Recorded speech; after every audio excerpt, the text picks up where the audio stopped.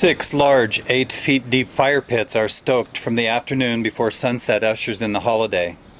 The pits are tended continually by men and boys as young as 5 years old, dressed completely in white, and though they enjoy their job, their demeanor portrays the depth of their sincerity.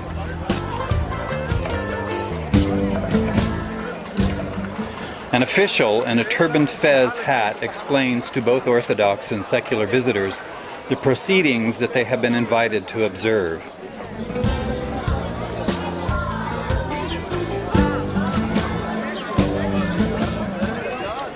Kosher law dictates that the knife used for sacrifice must be so sharp that the animal will feel no pain.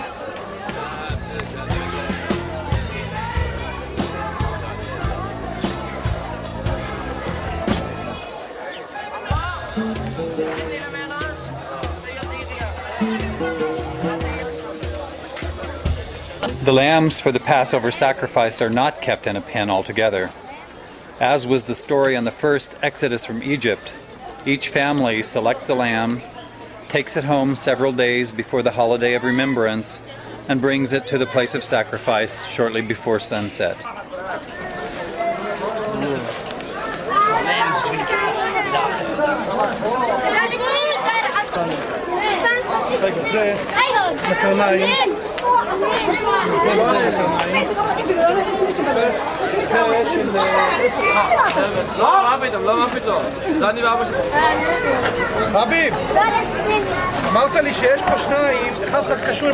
Here, the ancient meets the modern, and careful checking, even by cell phone, as to each family's offering is done to ensure a calm atmosphere once the proceedings begin.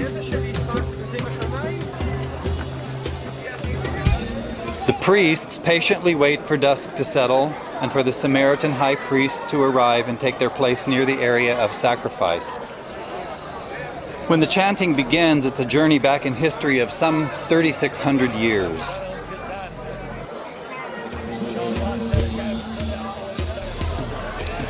The Samaritan Aramaic used in the ritual envelops the crowd in its uniqueness and rich history.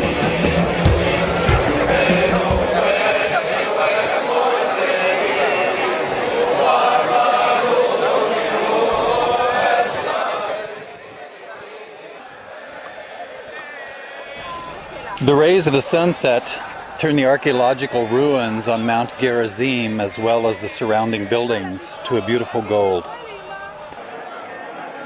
Visitors from all walks of life come to observe this event, from the Sisters of Mother Teresa, secular and religious Jews, Catholic priests, and evangelical Bible schools who have included it in their curriculum.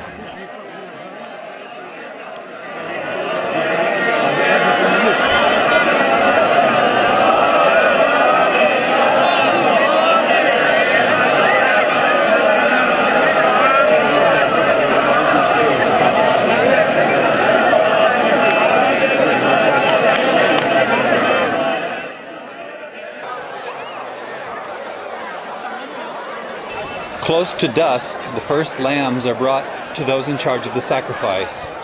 The trenches are equipped with meat hooks, water hoses, ample supplies of salt, and space in which to separate the offerings into the proportions going to the Lord, the priests, and the families.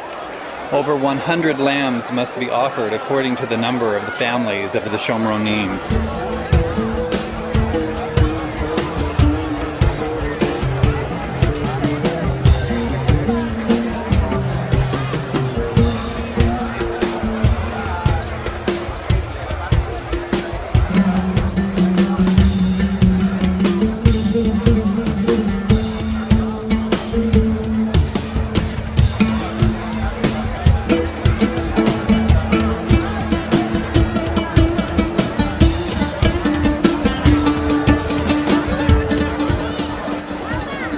Children's attachments to their lambs only serves to underscore the gravity of offering our best up unto God.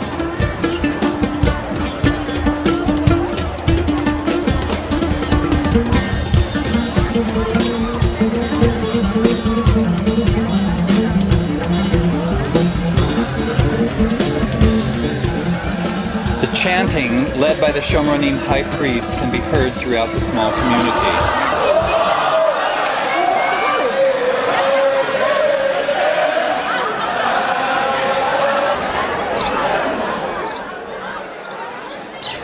Even before the first sacrifice, preparations are underway to extinguish the fire pits. Troughs of earth are dampened with which to douse the flames. After the sun has set, a smooth and quick operation, accompanied by priestly oversight, gets underway. The painless slaughter of the animal, the washing, skinning, dressing, and impaling upon a cooking pole.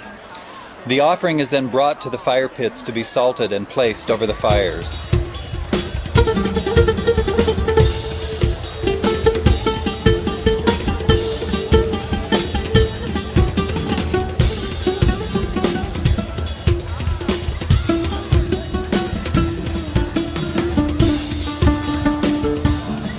Some internal organs, perhaps reserved for the priests, are washed and salted.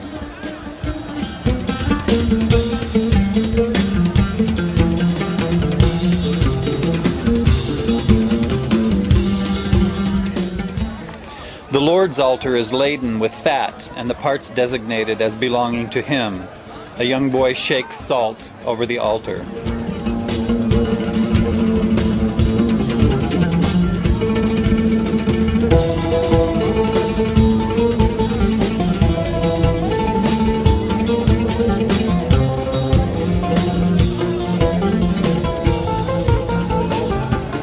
The evening is brought to a close by vigorous chanting by the priests.